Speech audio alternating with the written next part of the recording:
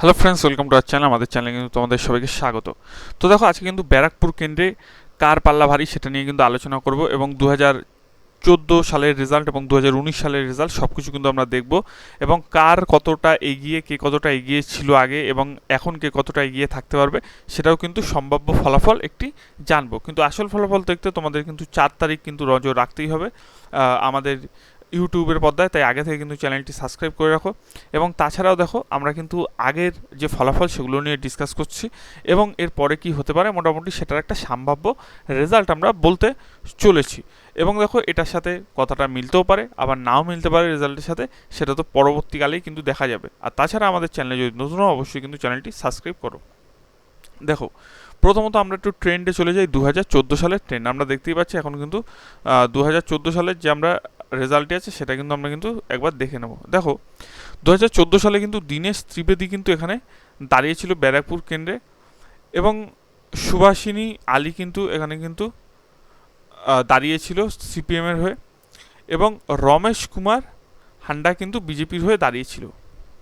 এবং দেখো, তোমরা যদি একটুখানি ভোটের পার্সেন্টেজ দেখতে পাও, তাহলে দেখো 2014 সালে দীনেশ ত্রিবেদী সে কিন্তু 4,80,000 4,79,206টি ভোট পেয়েছিল। ভোট পার্সেন্টেজ ছিল কিন্তু অনেক ছিল, 45.59% কিন্তু ছিল। এবং সেকেন্ড এবং ফার্স্ট রানার আপ কিন্তু সিপিএম ছিল, যেখানে তার ভোট ছিল কিন্তু 2,72,000।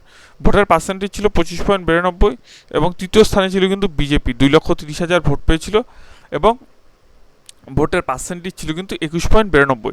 এখন দেখো, এটা কিন্তু 2014 সালের রেজাল্ট, কিন্তু আমরা যদি একটু 2019 সালের রেজাল্টের দিকে নজর রাখি, তাহলে কিন্তু পুরোটাই আমরা কিন্তু বদলে যাব। এবং এখানে দেখো, আরেকটি কিন্তু গুরুত্বপূর্ণ বিষয়, যে 2014 সালে কিন্তু টিএমসি লোকসভায় ভোট পেয়েছিল 42টা আসনের মধ্যে 34টা, আইএনসি অর্থাৎ ইন্ডিয়ান ন্যাশনাল কংগ্রেস কিন্তু পেয়েছিল 4টি, বিজেপি কিন্তু 2টি, সিপিএম কিন্তু 2টি, টোটাল কিন্তু 42টি কিন্তু হয়েছিল।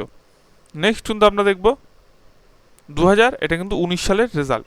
এবং 19 সালে তোমরা যদি একটুখানি দেখতে পারো, এখানে কিন্তু টোটাল ভোটার সংখ্যা ছিল 15,51,000, অর্থাৎ ব্যারাকপুর কেন্দ্রে মেল ভোটার ছিল 7,94,000, ফিমেল ভোটার ছিল 7,57,000, টোটাল ভোট পড়েছিল 11,04,517টি, এবং ভ্যালিড ভোটার দেখো 10,91,786টি, অর্থাৎ 70.4% কিন্তু টোটাল ভোট কাউন্ট হয়েছিল, যেখানে মার্জিন হয়েছিল কিন্তু একদম কম। ঠিক আছে, মানে বিজেপির থেকে, মানে টিএমসির থেকে বিজেপি তো জিতেছিলই, কিন্তু দেখো, আমরা যদি একটুখানি বলতে পারি যে টিএমসির থেকে বিজেপির ভোট, অর্থাৎ আমি এখানে বলতেই পারি কিছু ভোট কিন্তু এখানে কিন্তু আমরা যদি দেখতে পারি, কিছু ভোট কিন্তু এখানে সিপিএমের কিছু ভোট কিন্তু বিজেপি টিএমসিতে কিন্তু ভাগ হয়েছে, এটা কিন্তু বোঝা যাচ্ছে, যতটুকু ভোট পার্সেন্টেজ দেখে বোঝা যাচ্ছে।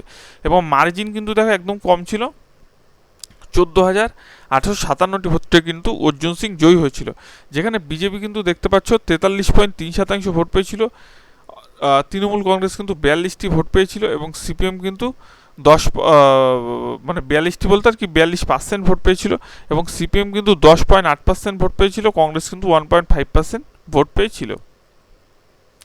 এবার আমরা যদি একটু 2014 সালে চলে যাই, তাহলে দেখতে পাবে এখানে কিন্তু এই সিপিএম আর মানে বিজেপি মিলে কিন্তু যেই ভোট পেয়েছিল, ঠিক সেরকম টাইপের মানে ভোট কিন্তু পেয়ে কিন্তু দীনেশ ত্রিবেদী কিন্তু অর্থাৎ জিতেছিল। কিন্তু 2019 সালে আবার দেখো, একটুখানি তোমরা যদি নজর রাখো, অর্জুন সিং কিন্তু ভোট পেয়েছিল, এখানে দেখতে পাচ্ছ 4,72,994টি, ঠিক দীনেশ ত্রিবেদী সেকেন্ড স্থানে কিন্তু চলে এসেছে, অর্থাৎ ফার্স্ট রানার আপ হয়েছিল 4,58,137টি।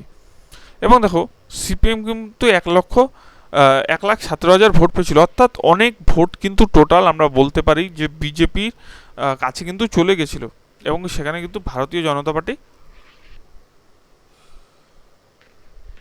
জয়ী হয়েছিল। দেখো, 2019 সালে যদি আমরা একটু ট্রেন্ডটা ফলো করি, যে 42টা সিটের মধ্যে 22টি কিন্তু তৃণমূল কংগ্রেস, 18টি কিন্তু বিজেপি, এবং কংগ্রেস কিন্তু 2টি কিন্তু ভোট মানে 2টি কিন্তু সিট পেয়েছিল, যেখানে কিন্তু মানে সিপিএম কিন্তু বলতে পারো একদম শূন্য ছিল। ঠিক আছে, সিপিএম কিন্তু কিচ্ছু পায়নি, সিপিএম কিন্তু একদম জিরো হয়ে গেছিলো, সারা ওয়েস্ট বেঙ্গলে কিছুই কিন্তু ভোট পায়নি। এবার দেখো, ভোট পাইনি বলতে আর কি ভোট পেয়েছে, কিন্তু কোনো জায়গায় আর কি সিট পাইনি। এবার যাই হোক, আমরা কিন্তু একটুখানি ডিসকাস করব এই বছর, অর্থাৎ 2024 সালে কিন্তু কার পাল্লা কিন্তু ভারী থাকতে পারে।